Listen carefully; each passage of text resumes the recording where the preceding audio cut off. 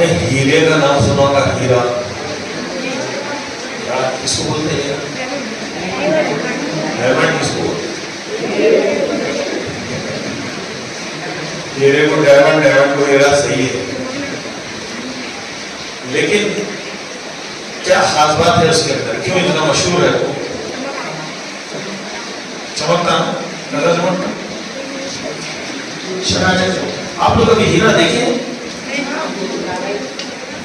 آج کل تو بہت سارے گھروں میں الحمدللہ ہیرے کی انگوٹھی یا کان کی بالی میں ہیرا یا ناک میں ہیرا، انگوٹھی میں ہیرا اور گلے کے مالے میں ہیرا عام طور پہ بھی ہمارے گھروں میں لیڈیز پہن رہے ہیں آج کل۔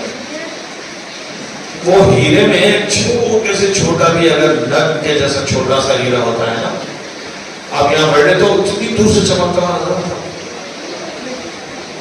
وہاں بھی اگر کوئی چھوٹا سا ہیرا رکھا ہوا ہے تو یہاں سے نظر آتا آپ چمکتا ہو، اتنی چمک ہوتی ہے اس کے اندر کہ جس کا آپ اندازہ نہیں لگا سکتے۔ لیکن آپ کو معلوم ہے ہیرا ہے کیا چیز؟ کیسا بنتا ہے ہیرا؟ کانچ سے بنتا،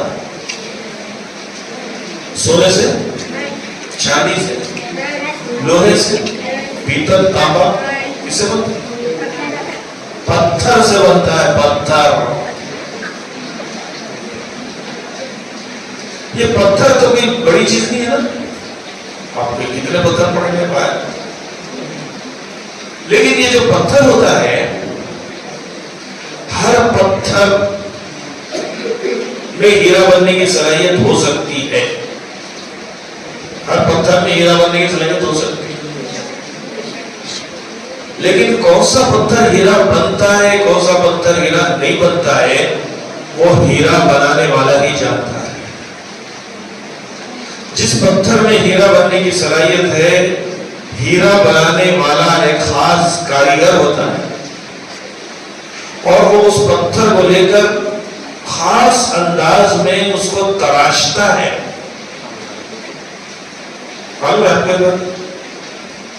جب وہ تراشا جاتا ہے اور اس پتھر کے اوپر کی جو میل ہے، کالی ہے، آلودگی ہے، جو کچھ بھی ہے اس کو سلیقے سے صاف ستھرا کر کے وہ پتھر کے اندر کی جو چھپی ہوئی چمک ہے اس کو اوپر لاتا ہے ہیرا ساز۔ اور جب وہ چھوٹا سا پتھر جس کی کوئی قیمت نہیں تھی، زمین پر پڑا ہوا تھا، وہ اس کو اپنے پیروں سے رونتا ہوا جا رہا تھا، لیکن جب ہیرا ساز نے اس کو اپنے ہاتھ میں لیا اور اس کو تراش کر ایک قیمتی ہیرا بنا دیا، تو اب وہ اتنا چمکدار اور اتنا قیمتی ہو گیا کہ ہو سکتا ہے کہ اس چھوٹے سے تراشے ہوئے پتھر جو ہیرا بن چکا ہے اس کی قیمت اب لاکھوں میں ہو سکتی ہے، کروڑوں میں ہو سکتی ہے۔ اور یہ ہیرا ساز پتھر کو دیکھ کر جو سلیقے سے تراشتا ہے تو وہ پتھر جو چمکنے لگتا ہے، یہی مثال ہے ایک استاد کی اور شاگرد کی۔ جب ایک قابل شاگرد کسی استاد کو ملتا ہے تو استاد اس کو رات دن محنت کر کے تراشنے لگتا ہے،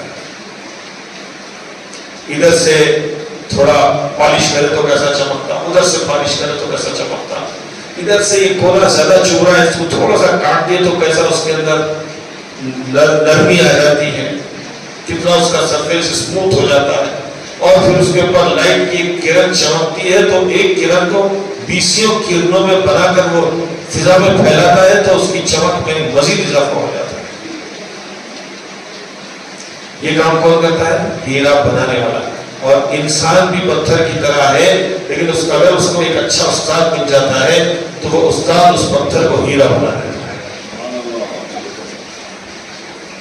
ابھی جو بچوں کو آپ نے سنا ہے، آپ بھی مدرسے کے بچے الحمدللہ آپ کے لیے ایک بہترین استاد ہیں، اور آپ لوگوں نے بھی بہترین قرآن مجید کی تلاوت کی، اشعار سنانے والے بچوں نے بہترین اشعار سنائے، سلام سنائے، یہ بھی بہترین ہیرے ہیں جو ان کے استاد ان کو تراش کریں۔ اور ابھی آپ نے حافظ شوکت اللہ غوری صاحب کے شاگردوں کو سنا، کتنی سلیقے کے ساتھ ایک ایک آیت کو وہ لوگ پڑھ رہے تھے۔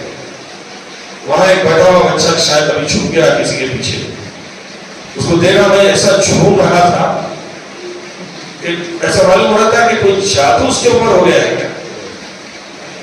سحر انگیزی جو ہوتی ہے قرآن مجید کی تلاوت کی، اس کی وہ ہوتی تصویر وہ لڑکا مجھے نظر آ رہا تھا، کان کو ہاتھ لگا مزے میں جھوم رہا تھا جب ہمارے طلبہ پڑھ رہے. یہ عجیب کیفیت نہیں ہوتی ہے، وہ غنی کیفیت ہے بچوں. یہ اللہ تعالیٰ کی طرف سے آپ کے اوپر ایک بہت بڑا انعام ہے. اللہ کے نبی صلی اللہ علیہ وسلم جب قرآن مجید پڑھتے تھے تو کتنا پیارا پڑھتے ہوں گے. آپ نے روایتوں میں سنا ہوگا، پڑھا ہوگا کتابوں میں، ابو جہل بھی آ گیا، عتبہ بھی آ گیا، شیبہ بھی آ گیا. دشمنان اسلام رات کے 3 بجے 4 بجے حضور صلی اللہ علیہ وسلم کے حجرے کے پاس جمع ہیں اور آپ صلی اللہ علیہ وسلم قرآن مجید پڑھ رہے ہیں. واپس ہونے لگے تو راستے میں سب ایک جگہ مل گئے اور ایک دوسرے سے سہم گئے، ڈر گئے. ہر ایک کو ڈر ہوا کہ ہمارا راز کھل جائے گا. دن بھر قرآن کی مخالفت، دن بھر نبی کی مخالفت، اور رات میں آ کے نبی کے پاس قرآن سن رہے. تو انہیں پوچھا تو کیا بولوں، انہیں پوچھا تو کیا بولوں، انہیں پوچھا تو کیا بولوں، پریشان. آخر میں وہ جو تھا ابو جہل بہت ہوشیار تھا، بڑا ہمت والا تھا، انہوں نے کہا میں بولتا ہوں. کہاں جا رہے ہیں؟ میں قرآن سننے گیا تھا. کہاں سننے گئے تھے؟ محمد صلی اللہ علیہ وسلم کے پاس. رات میں جب آپ قرآن پڑھتے تھے تو کیسی کیفیت طاری ہوتی ہوگی. وہ فضائیں، وہ ہوائیں، وہ رات کے اندھیرے اور پاؤں پھٹتی ہوئی صبح صادق اور نبی صلی اللہ علیہ وسلم کی سریلی میٹھی آواز میں قرآن مجید کی تلاوت ایک عجیب ماحول پیدا کر رہی ہوتی ہے. اور اس ماحول کو، اس سے مزہ لینے کے لیے، اس سے لطف اندوز ہونے کے لیے زمین کے سب سے بڑے دشمنان اسلام جمع ہو کے قرآن سنتے تھے. یہ کیفیت تھی قرآن میں. اب سب جمع ہوئے، پوچھے تو کہاں سے آیا، تو کہاں سے آیا؟ میں قرآن سننے گیا تھا محمد صلی اللہ علیہ وسلم کے پاس. بولے ارے اب قوم کو معلوم ہوا تو قوم ہم کو بولے نہیں بھائی تم لوگ پوچھ جا کے قرآن سنتے پھر کتنے ہم کو کہیں پڑھتا ہے. تو بولے ٹھیک ہے اپن کل سے نہیں آئیں گے. وعدہ کریے آ رہے کل سے؟ میں نہیں آتا. تم آ رہے؟ میں نہیں آتا. تم آ رہے؟ اپن کوئی بھی نہیں چلے گئے. دوسرا دن رات ہوئی، وہ وقت تہجد کا قریب آیا، بستر پہ تڑپنے لگے، بے چین ہونے لگے. عتبہ، شیبہ، ابو جہل، ابو لہب اور کون تھے دشمنوں کے اسلام اپنے اپنے بستر تھے. کیونکہ وہ لوگ زبان جانتے تھے نا، عربی قرآن کی تاثیر سے واقف تھے. لو انزلنا هذا القرآن على جبل لرأيته خاشعا متصدعا من خشية الله. یہ کیفیت تھی. یہ پہاڑ سے جیسے سخت تھے ان کے دل، لیکن جب قرآن کی بارش ان کے دلوں پہ ہوتی تھی تو ان کے دل لرز جاتے تھے. ماننے کو تیار نہیں تھے لیکن جانتے ضرور تھے کہ یہ قرآن اللہ کا کلام ہے.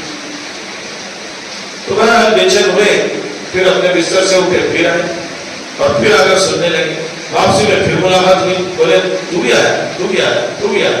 کل نہیں آئیں گے؟ بولے پھر آئے. بولے بھائی بے چینی ایسی ہو رہی تھی اور میں نے سوچا کہ آج تو سب وعدہ کرے کوئی بھی نہیں آتے ہوں گے، میں اکیلا گیا تو کس کو پتا چلتا، اس لیے میں آ گیا. پھر دوسرے بولے کہ میں بھی یہی سوچ گیا، میں بھی یہی سوچ گیا. سب قرآن سن لیں گے. تو قرآن کا پڑھنا ایک سعادت ہے، قرآن کا سننا ایک سعادت ہے. تو یہ جو بچے پڑھ رہے ہیں الحمدللہ قابل مبارکباد ہے. ان کے اساتذہ کرام حافظ مقتدر اشعری صاحب بہترین قرآن پڑھتے ہیں. اور خاص طور سے آپ کا قرآن جو نماز میں ہوتا ہے کیسے طاری کر دیتا ہے. جی چاہتا ہے کہ آپ کے پیچھے نماز پڑھتے رہیں اور آپ قرآن کی تلاوت ختم نہ کریں، رکوع سجدہ کریں ہی نہیں، بس قیام قیام چلتا ہے. یہ حقیقت پر بلا مبالغہ ہم لوگ مائک پہ بہت اچھا پڑھ لیتے، نماز میں اچھا نہیں پڑھتے.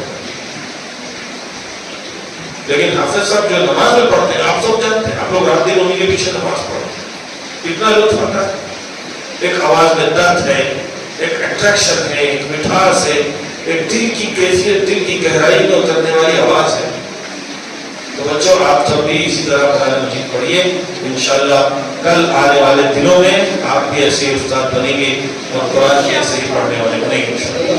آج کے پروگرام کو میں آگے بڑھاتے ہوئے ہمارے درمیان میں شہر حیدرآباد کے ابھرتے ہوئے نہیں بلکہ ابھرے ہوئے قاری عبداللہ ابن مسعود، یہ ایسے نوجوان قاری ہیں جنہوں نے الحمدللہ گزشتہ 2-3 سالوں میں پورے ملک ہندوستان میں اپنی آواز میں قرآن مجید کو پڑھ کر لوگوں کے دلوں میں ایک جادوئی کیفیت پیدا کر دی۔ گزشتہ مہینے نلگنڈے میں آل انڈیا مقابلہ ہوا تھا قرأت حفظ اور اذان کا، اور اس میں آپ نے اذان میں انعام اول حاصل کیا۔ اس مقابلے میں کشمیر، آسام، دلی، اتر پردیش، بھوپال اور مہاراشٹر اور ادھر سے تمل ناڈو، کیرلا اور ادھر سے آندھرا، سارے علاقوں کے قرآن کرام، چنندہ قرآن کرام کو بھی۔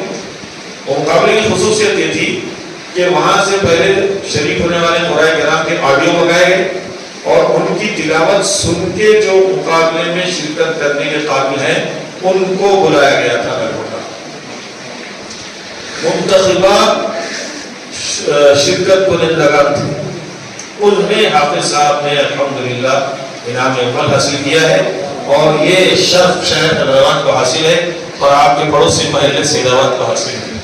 میں حافظ ہمارے قاری عبداللہ ابن مسعود صاحب سے گزارش کرتا ہوں کہ وہ آپ کے سامنے اللہ تعالیٰ کی پاک کلام کی آیات پیش کرنے کی اتحاد